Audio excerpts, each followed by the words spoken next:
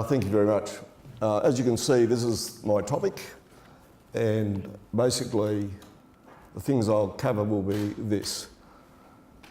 So those factors which affected the production of munitions in Great Britain, the impact of the expansion of the BEF, the failure, particularly of the BEF admin doctrine to keep pace with the demands of modern war, the near collapse of the supply system, and also the Geddes Reform. The pre-1914 consensus of what a next war would be like was basically based on the concept of the 1870 to 1871 Prussian-Franco War. People thought it would be of duration of about a year. They had no concept that, rather like the American Civil War, it would stretch on for a far longer period. And so the ammunition stocks only reflected the capacity to fight those number of engagements. Sir Francis Moat, who interestingly was born in Melbourne, headed up the committee which was responsible for determining war stocks. But he made no adjustment whatsoever for developments in artillery pieces. So most pre-13 and 18 pounder artillery pieces could only fire 7 to 8 rounds a minute. Well, of course, the new quick firing artillery pieces could fire up to 20 rounds a minute, but there was no adjustment made for these changes in technology. Of course, ammunition, or the expansion of the BEF, also exacerbated the fact that ammunition production started from a low base. And the new army, for example, created 30 new divisions. Not only did these divisions need additional artillery pieces, but of course they also needed additional stocking levels. And the munitions demand was so great that during the first Battle of Ypres in 1914, the artillery was only allocated an average of 4 rounds per gun. So that gives you some idea of the paucity of ammunition holdings that existed in the BEF. Gradually, this demand for expansion elevated munitions production as an issue in British government. So munitions production went from being a responsibility of the War Office to a responsibility of a member in Cabinet as a sub-job, if you like, to finally the creation of a Ministry of Munitions. And this happened because the demand for munitions was so great that it was actually impacting and almost distorting the development of industry and the demands of the war in the United Kingdom. Also, as I say there, the new army also took away munitions workers. And a lot of the munition workers who were drafted into the army, or not drafted, sorry, who signed up for the new army, had to be re-released back into industry because the impact was so great. However, by 1916, production basically had caught up with demand. And for example, 18 pounder ammunition had risen production of 18 pounder ammunition had risen some 750% in 10 months. Hence, it's hardly surprising, given those sort of increases in production, that there are issues associated with quality control. And premature detonations and all those became a common feature. But the crisis then shifted from lack of shells to actually the distribution of the shells. And part of this problem had its roots in the 1909 Field Service Regulations pamphlet, which basically split command and logistics considerations apart from each other. Commanders under these regulations had no responsibility at all for logistics. Their only responsibility was to design and run the battle, and logistics responsibility was actually to supply his requirements. If it all went wrong, it was still the commander's responsibility for the final outcome, but he had no responsibility for logistics unless he chose to do so. So this was a doctrine which was quite satisfactory and applicable for colonial wars, but for the mass industrial war which Britain was embarked on was, as we'll see, completely inadequate. So, as I've said before, the General Staff Branch, who designed and drafted the Strategic and Tactical Battle, had no obligation to talk to the QM branch, which is fairly astounding, but it's true. To meet the stresses or the requirements associated with the fact that logistics wasn't supplying the number of shells that the artillery required, even though production had met the theoretical demand, the position of Inspector General of Communications was created in 1914.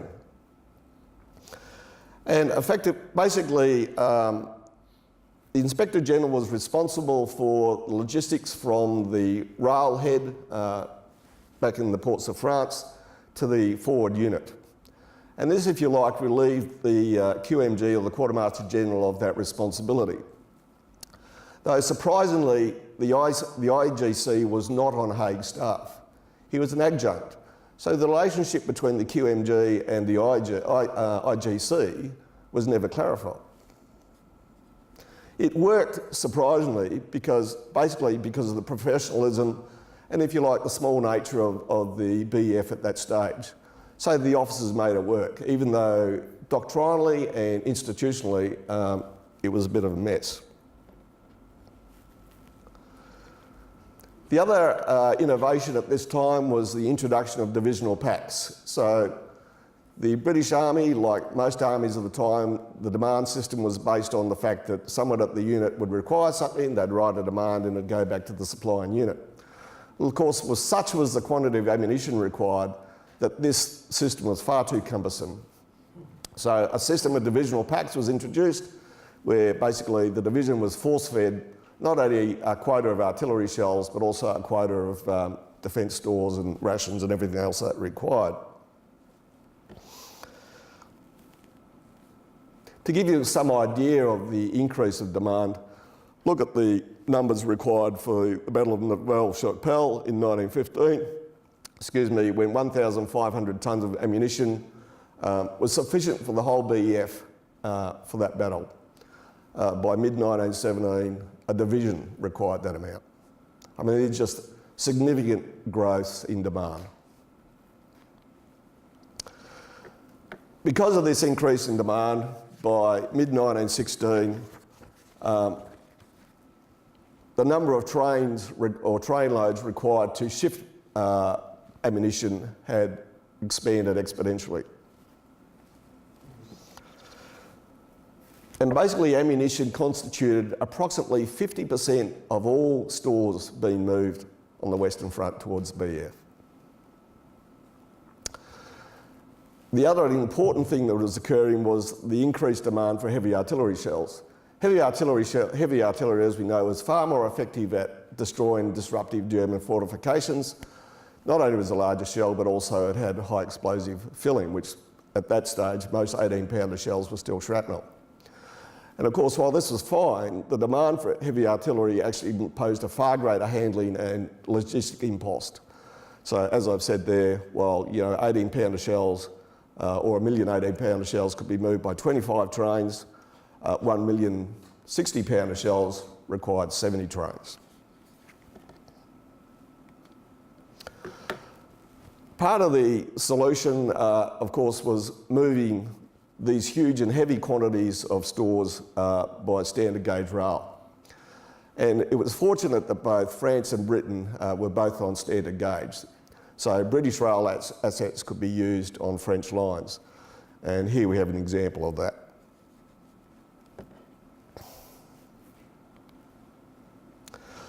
Once the shells were got to the railhead, they then had to be moved up to the gun line. At this stage, it was either done by horse and cart, by wagon, or by trucks. And again, I've just done a few figures there that extrapolate the number of truck movements required to move a tonnage of shells. So to move 90 munitions trains requires 14,000 one-way short journeys.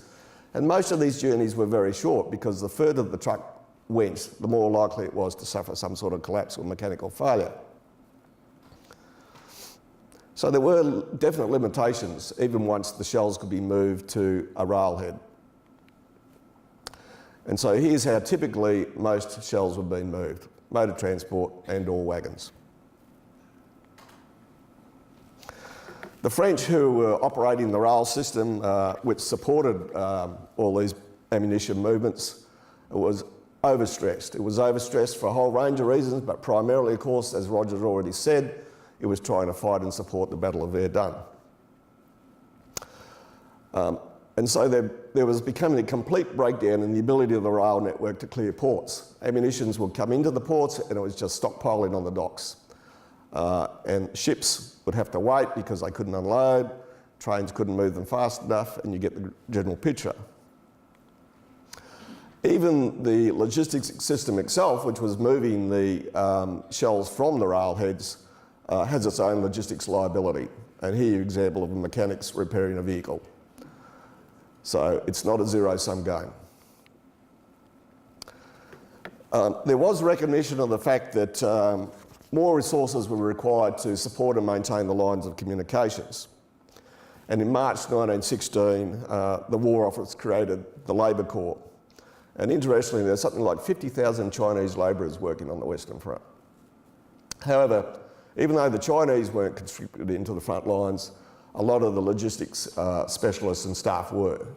And in fact, the increase in numbers had very little effect on increasing the ability of the line of communications to continue supplying ammunition.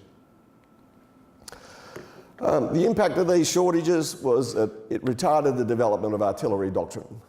You can't develop the bite and hold method advocated by Plumer if you can't fire the shells. So a lot of the other doctrinal changes, such as creeping barrages and protective fire plans, their development was being retarded. Into this picture steps Sir Eric Geddes. Now Geddes was appointed by the War Office to come out, basically go out and sort out the logistics mess. He was an interesting bloke. He was a former manager of North Eastern Railways, a lieutenant colonel in the engineer and railway staff, and he had worked for Lloyd George in the Ministry of Munitions. So his experience and his breadth of experience was ideal for the job. And he had a special position created for him. He was given the rank of Major General and he reported directly to Haig. His early appointment didn't have the support of a lot of Haig staff, primarily because they saw him as a civilian, and also primarily because he introduced a lot of what then was regarded as civilian business practices into managing logistics. However, Haig's view was anybody who could offer any helpful advice he was happy to hear from, and so he was basically supportive. The first thing Geddes was to review the entire BEF transportation system, and he broke it down into those categories. His first priority was to take over the French rail system and have British rail companies run it. And it was fortuitous that, again, the French were happy to do this. They were suffering severe shortages in their rail assets. So they were more than happy, after a bit of negotiation, to give the rail assets to Geddes. And he introduced immediate increases in the ability of medium rail to handle munitions. He's also significantly increased the use of light rail to carry munitions from the railhead to the gun line.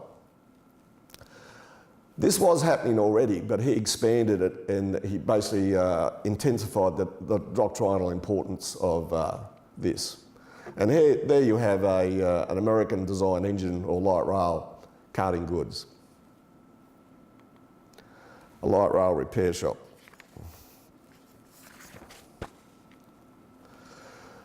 And the introduction or the added importance given to light rail was important because it relieved the pressure on truck and horse transportation. And it was also largely independent of weather fluctuations. And unless the shell actually destroyed the line, it could move in all weather and conditions, again, unlike horse and cart. Importantly, though, the Corps could also design their own light rail network. So where they wanted to put their guns, they could then adjust the light rail network to support their guns. So it was something under their direct control. And again, this picture in some ways highlights the advantage of light rail over truck transport. You've probably got 2 guys in the truck, you've got 3 guys in the train, but look how much more the train is carrying. I mean, it's pretty self-evident. And while all the Geddes reforms didn't alter the field service regulations, there is now a tacit recognition that at the Corps and Army headquarter level, the most important consideration now for the direction and the conduct of the battle was both the management of the artillery, where they would go and how they'd be allocated, and also the ability to supply and maintain these artillery pieces. If you like, excuse me, if you like, the fighting was now done by the divisional commander, but it was the Corps and the Army headquarters commander who were fighting the battle in the logistics sphere.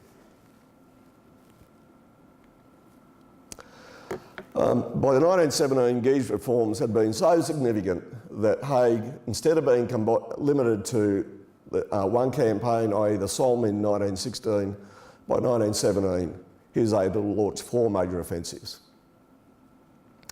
And such was the improvement in the supply situation that Haig was now more concerned about the wearing of artillery tubes due to the excessive firing that artillery was now doing.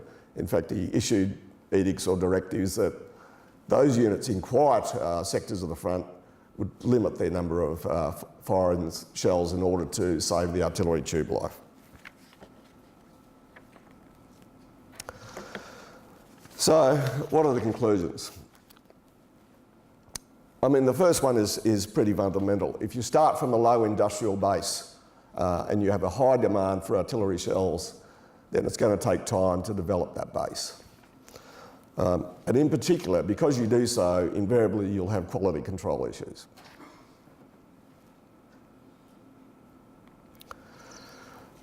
Excuse me.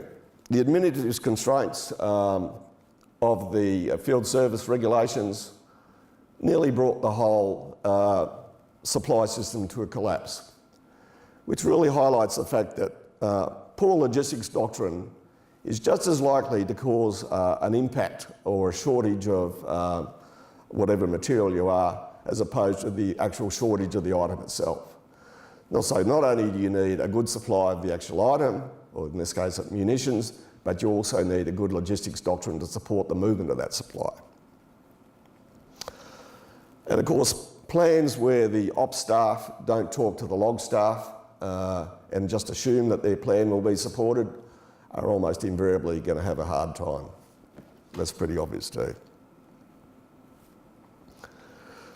And Geddes really, he reinforced or introduced, if you like, the benefits of integrated planning. So if the ops and the log staff are integrated, if the loggies have a flexible and centralised controlled plan which can meet the needs of the commander, then the ability to prosecute a successful plan exists. And so if today's or the future staff officers in the audience want to have a lesson to take away, that's it. You know, you need an integrated plan between log and ops. And if you like, Geddes was the first guy to conceptually reinforce the importance of that. And it was because of that that Haig had the basis to provide the BEF victories in 1918, and in particular those victories which were built on the ability of the artillery to dominate the German defence. Thank you.